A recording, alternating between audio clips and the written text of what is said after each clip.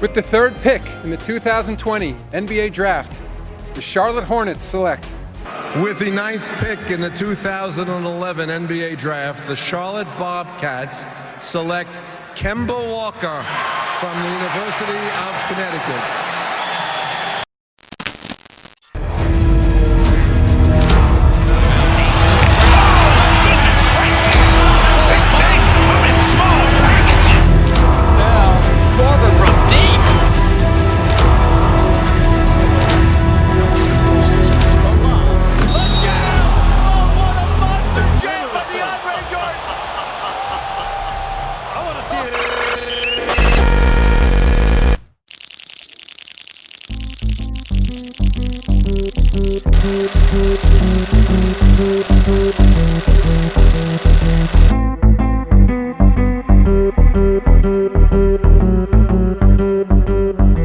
Kemba Walker, a 5-star recruit from UConn, was viewed as a potential game changer for the struggling Charlotte Bobcats, who just came off a losing record the year prior.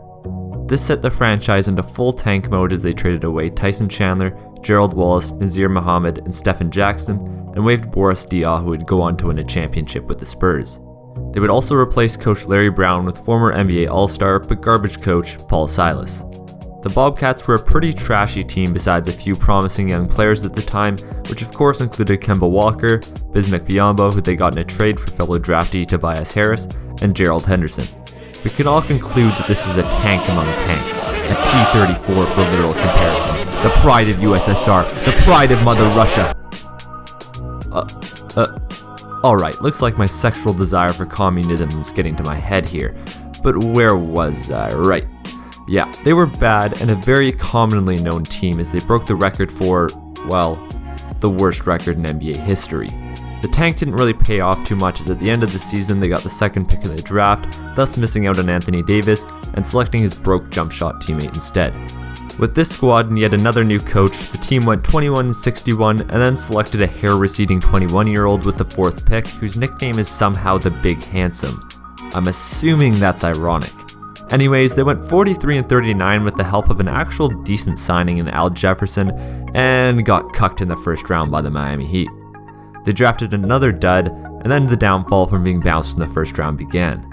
They missed the playoffs and then drafted Cody Zeller 2.0, made a decent trade for Starvin Marvin, and then traded one of their busts for a white flag. For the 2015-2016 season, they signed Jeremy Lin, which was alright I guess, but he was only there for 1 year. The team made it to the playoffs again, and then got bounced in the first round to the Miami Heat again. They drafted poorly, signed a washed up Roy Hibbert, signed white flag to the contract Charlotte fans all know and love, and re-signed a couple more of their busts. In Kemba's first All-Star appearance, the team went 36-46. At the end of the season, they signed their first big-name player who, like most, pieced out of Buzz City the next season. They picked alright, I guess, in the 2017 NBA draft. They could have had Bam Adebayo or Donovan Mitchell, but, you know, Malik Monk is good too. The team repeated their record and then drafted Shai Gilgeous-Alexander, their first good selection in almost a decade, and then traded him for Miles Bridges. They also traded the pick that would turn into Bull, but hey, an undersized point guard that shoots 38% from the field is good too. In 2018-2019, the team went 39-43, and at this point Kemba's like, nah, I'm out of here, and joins the Boston Celtics. Wow, what a polarizing decade from the Charlotte Hornets. Horrible draft picks, horrible signings, and poor management, simple as that. The franchise simply failed to put any sort of consistent talent next to Kemba, especially in the early years when they had high-value draft picks. He wasted a huge chunk of his career playing for Charlotte when it comes to winning. He's playing for a winner now, so there's that, but let's look at the present now. LaMelo Ball was just drafted by the team, and it was the right pick in my opinion. He put up 17 points, 7.6 rebounds, 6.8 assists, 1.6 steals, and shot, well, quite poorly from the field, but I mean, he's young, and the team was pretty trash, only going 5-23 in the NBL, thus why his ratings are utter garbage along with his teammates. In spite of the negatives, his upside exceeds anyone in his draft and got the Michael Jordan stamp of approval. I'm having doubts about the Hornets now, like most NBA fans. Their situation right now is eerily similar to their mediocre years with Kemba Walker. Let's analyze Kemba's rookie roster compared to LaMelo's. To start off, we have obviously both of them at the 1, The other guards in the roster are fairly similar, you could say. DJ Augustine and Devonte Graham are both decent passers, but also horribly inefficient. Gerald Henderson was actually quite decent in 2012 and could make some comparisons to Gordon Hayward. The other guards for the present is of course Scary Terry, who wasn't really looking too scary this season, as well as Malik Monk, both kind of meh like Corey may get at this point of his career. For the forwards, Boris Diaw was decent, but was basically wasted on the team, quite similar to PJ Washington's future projection, where he isn't going to be no star, but he's a very solid role player, same goes with Miles Bridges. At the center position, we have bismack Biyombo, who was extremely promising at the time, being the 7th pick in the 2011 NBA draft, but turned out to be nothing more than a role player at best. That's a pretty good comparison to their modern day center bismack Biyombo. Both teams had under average white dudes with stupid nicknames at center as well. All jokes aside, it looks like this new Hornets team might be set up for a similar fate as they had with Kemba Walker. They just added Gordon Hayward, a very interesting signing.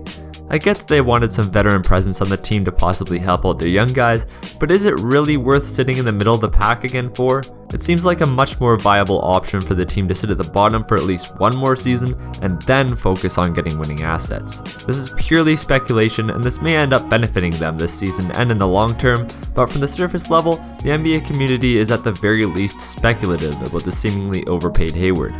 The absolute last thing this franchise needs is yet another mediocre decade because, let's be honest, that's all their fans really know.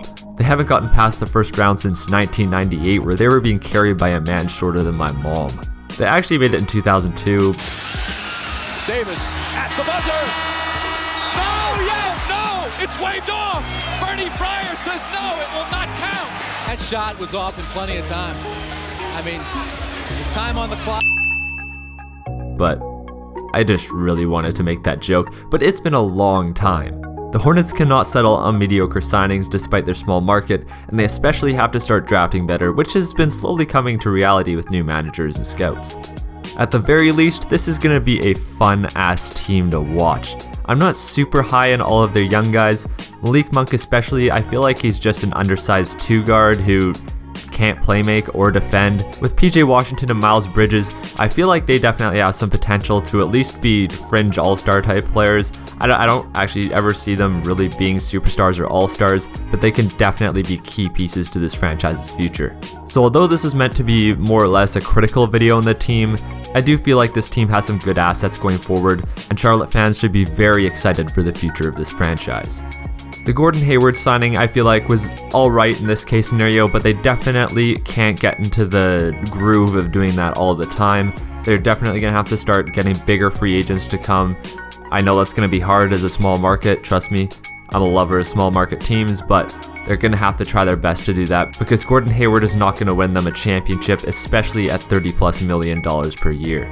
But per usual, I want to see lots of fighting in the comments. If I don't see fighting in the comments, I'm going to be very, very disappointed.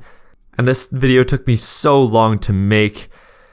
Oh god, extra long because I fucking overwrote my audio file and I had to redo so much of this video. So please subscribe if you enjoyed this. It really means a lot. This took so much effort to make and it was so delayed. I'm sorry, but God. Thank you buddies for watching. I will see y'all in the next one.